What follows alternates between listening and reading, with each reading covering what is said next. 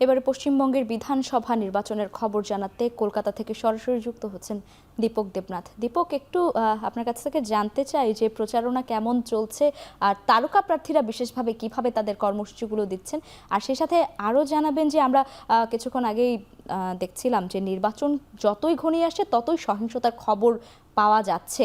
এ নিয়ে আরেকটু বিশদভাবে জানতে চাই আপনার কাছ থেকে। ঠিকই আপনার প্রথম প্রশ্ন যদি উত্তর দিই সেটি দেখবো যে আজকে সকালবেলা থেকে কিন্তু বিভিন্ন প্রার্থীরা প্রচার করছেন।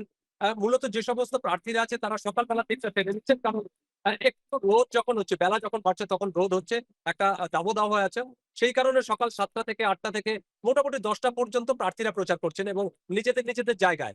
এবার যদি আমরা তারকা প্রচারকদের বা স্টার ক্যাম্পেইনার যাদেরকে বলা হয় তাদের দিকে যদি তাকাই, তাহলে দেখবো যে মুখ্যমন্ত্রী মমতা ব্যানার্জি তিনি করছেন গোটা রাজ্য জুড়ে আজকে মোট 4টি সভা রয়েছে, তার মধ্যে একটি পদযাত্রা রয়েছে এবং তিনি প্রথম তার সভা করেন যে 12টা 10 15 20 মিনিট নাগাদ তিনি তার প্রথম সভা শুরু করেন এবং এর পর থেকে মোটামুটি 4টে সভা রয়েছে এবং প্রধানমন্ত্রী যদিও আজকে কোনো সভা নেই, কিন্তু কেন্দ্রের যে স্বরাষ্ট্রমন্ত্রী অমিত শাহ তার বেশ কয়েকটি সভা রয়েছে।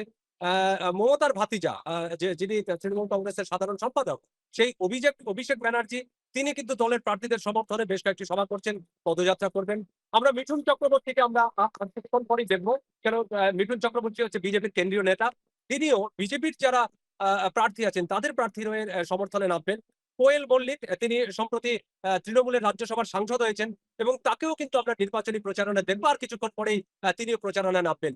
এবং এর পাশাপাশি রাজ্যের যে বিজেপি সভাপতি শ্রমিক ভট্টাচার্য তিনিও আছেন, তিনিও বেশ কয়েকটি প্রচারণা থাকবেন, পাশাপাশি পদযাত্রা যেটাকে বলা হয় রোড শো, সেই রোড শোয়ে থাকবেন। সুতরাং একদিকে যে সমস্ত প্রার্থীরা এবার নির্বাচনে প্রার্থী হয়েছেন বা প্রতিদ্বন্দ্বিতা করছেন, তারা যেরকম সকালবেলা থেকে তারা নির্বাচনী প্রচারণায় যাচ্ছেন, দাঁড়ে যাচ্ছেন, সেখানে জনসংযোগ রক্ষা করছেন, ভোটারদের সাথে মিলিত হচ্ছেন, তাদের মন আকৃষ্ট করার একটা চেষ্টা করছেন। অন্যদিকে যারা স্টার ক্যাম্পেইনার আছে তারাও কিন্তু 12টা থেকে অলরেডি শুরু করে দিয়েছেন এবং ইতিমধ্যে তারা নির্বাচনী প্রচারণায় আছেন। এবং তৃতীয় প্রশ্নের উত্তরে বলি যে নির্বাচন সহিংসতা আমরা জানি যে এবং ইতিহাসও বলে বা পশ্চিমবঙ্গের যে রাজনীতি সেই রাজনীতিও বলে যে অন্যান্য রাজ্যের থেকে পশ্চিমবঙ্গে কিন্তু ভোট কেন্দ্রিক সহিংসতা, অর্থাৎ ভোটকে কেন্দ্র করে একটা সহিংসতা হয়, সেটা ভোটের আগে হয়, আবার ভোট পড়ে মানে মিটে যাওয়ার পর ইলেকশনের যে ডেট সেই ভোট গণনা মিটে যাওয়ার পর কিন্তু একটা সহিংসতার রেশ আমরা দেখি এবং বিগত কয়েক দশক ধরে আমরা এটা দেখে আসছি। তবে এটা ভালো, এটা বলা ভালো, মানে বলতে দ্বিধাও নেই যে এই যে নির্বাচন 2026 সালের নির্বাচন, এই নির্বাচনে কিন্তু সেই অর্থে বড় কোনো ধরনের সহিংসতা বা বড় কোনো ধরনের রক্তক্ষয়ী হিংসা যেটাকে বলা হয় সেটা কিন্তু এখনো পর্যন্ত আমরা দেখিনি। এটা অত্যন্ত একটা খুব ভালো একটা খবর এই রাজনীতির ক্ষেত্রে।